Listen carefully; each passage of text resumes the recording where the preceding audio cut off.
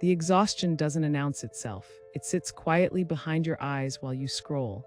It lives in the space between checking your phone and putting it down. You slept 8 hours, but you woke up tired. You rested all weekend, but Monday feels impossible. This isn't the tiredness that comes from doing too much.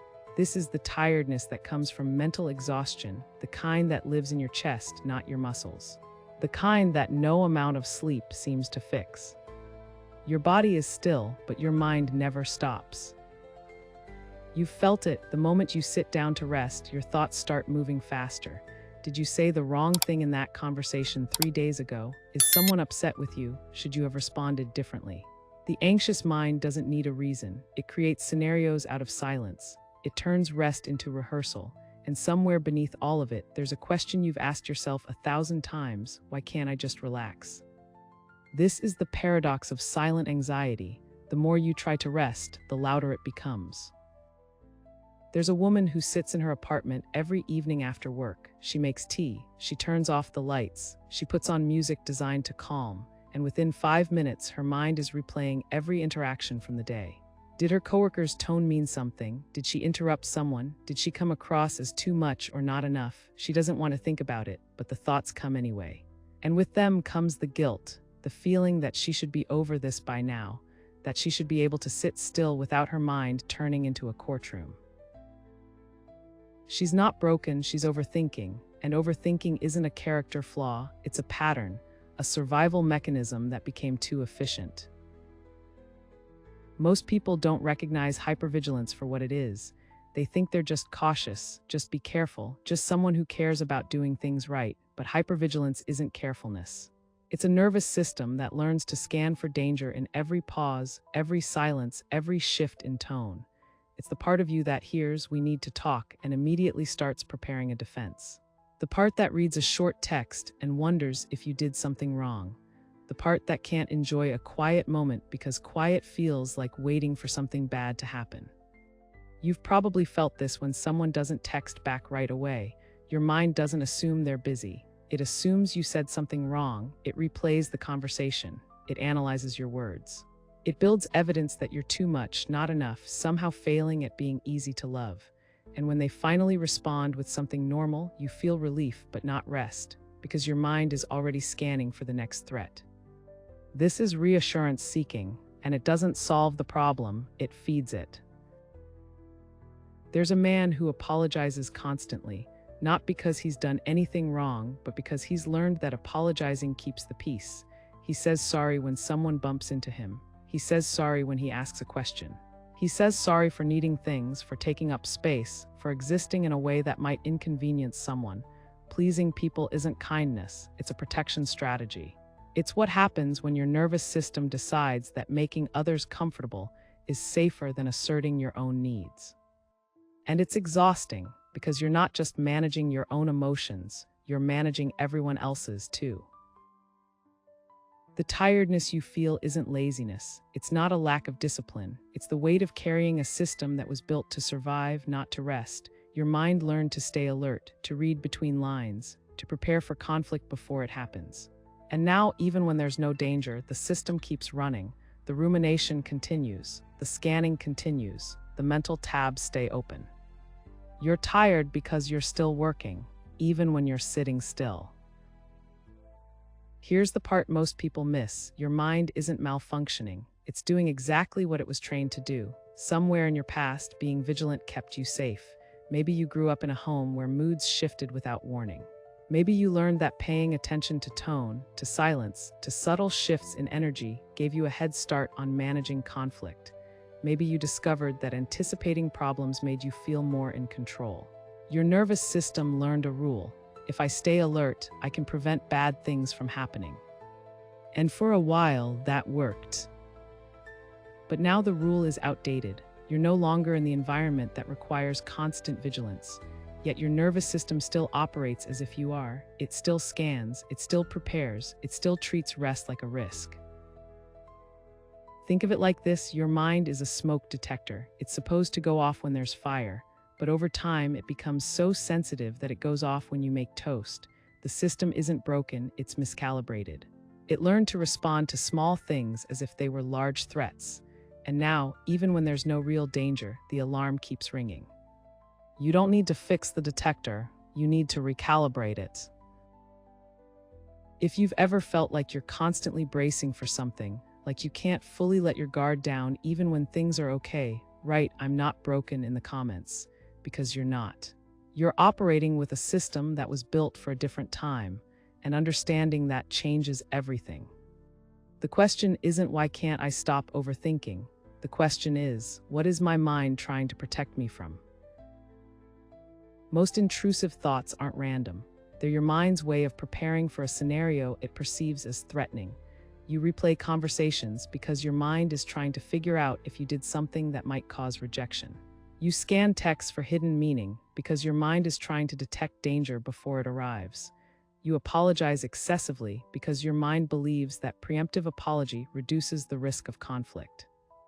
These aren't signs of weakness. They're signs of a system that's still in survival mode, and survival mode doesn't allow rest, it only allows vigilance. This is the difference between internal control and external control. Internal control is about managing your own thoughts, reactions, and responses. External control is about trying to manage other people's perceptions, moods, and behaviors. And when your nervous system is wired for hypervigilance, you default to external control. You focus on making sure others aren't upset, on reading their tone, on anticipating their needs, on preventing problems before they happen. But here's the issue: you can't control other people, you can only control yourself. And when you spend all your energy trying to manage the external, you have nothing left for the internal. That's why you're tired, that's why you can't relax. You're running a system that requires you to monitor everything outside of you while ignoring everything inside of you. And that system will always leave you exhausted. So what do? You start small. You don't try to fix everything at once. You don't force yourself to stop overthinking. You start by noticing the pattern. When you catch yourself replaying a conversation, you name it, this is rumination. When you feel the urge to text someone for reassurance, you name it, this is reassurance seeking. When you apologize for something that doesn't need an apology, you name it, this is people pleasing. Naming the pattern doesn't make it disappear, but it creates distance. It reminds you that the thought is a product of your nervous system, not a reflection of reality. Next, you identify the hidden rule. What is your mind trying to protect you from at this moment? Is it rejection, conflict, judgment, disappointment? Most of the time, your self-criticism is rooted in a belief that if you're hard enough on yourself, you can prevent others from being hard on you. Your mind thinks, if I criticize myself first, I'm safe. But that's not safe, that's self-sabotage. Once you've identified the rule, you test it. You ask, is this rule still true? Does staying hypervigilant actually keep me safer? Does seeking reassurance actually make me feel more secure? Does pleasing people actually prevent conflict? Most of the time, the answer is no. The rule is outdated, and recognizing that gives you permission to try something different. Here's what that looks like in practice.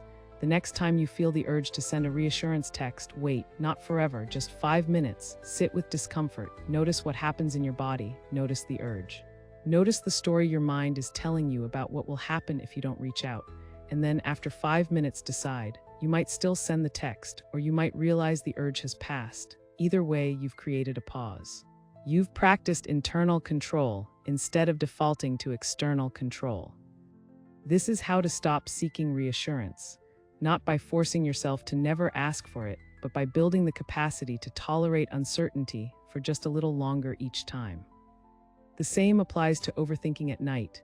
When your mind starts spinning, don't fight it. Don't tell yourself to stop. Instead, redirect. Ask yourself, what am I trying to solve right now? Most of the time, you're not solving anything. You're rehearsing. You're preparing for a conversation that may never happen. You're replaying a moment that's already over. Once you recognize that you can choose differently, you can say, I don't need to solve this right now. I can think about it tomorrow. And then you redirect your attention, not to distraction, but to something present, your breath. The weight of your body on the bed, the sound of the room. You're not trying to empty your mind, you're trying to bring it back to now. This is also how to rest without guilt, because guilt about resting comes from the belief that rest is something you have to earn, that you're only allowed to stop when everything is done. but everything is never done. There will always be something left to worry about, something left to analyze, something left to fix. Rest isn't a reward for productivity. Rest is a requirement for survival, and your nervous system needs to learn that rest isn't dangerous. That letting go doesn't mean losing control, that you can stop scanning and still be safe. You teach it this by practicing small moments of emotional safety, a minute where you don't check your phone, a conversation where you don't apologize unnecessarily, a thought you let pass without engaging it. Each time you do this, you're sending your nervous system a message. We're okay. We don't have to stay on high alert. And over time, that message sinks in. This doesn't mean you'll never overthink again. It doesn't mean your anxiety will disappear. But it does mean you'll start to recognize the difference between a real threat and a nervous system that's still running on old programming.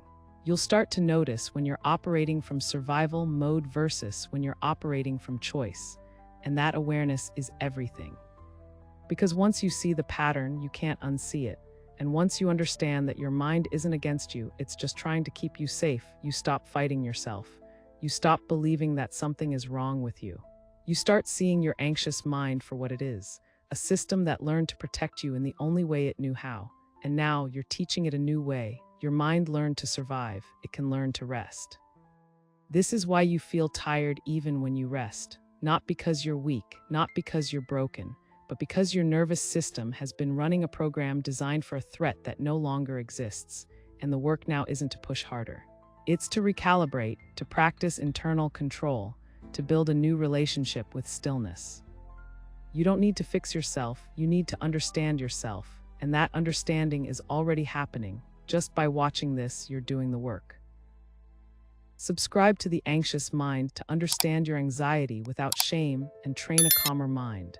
Like this video if you want clarity without judgment. If you could give your anxious mind one message right now, what would it be?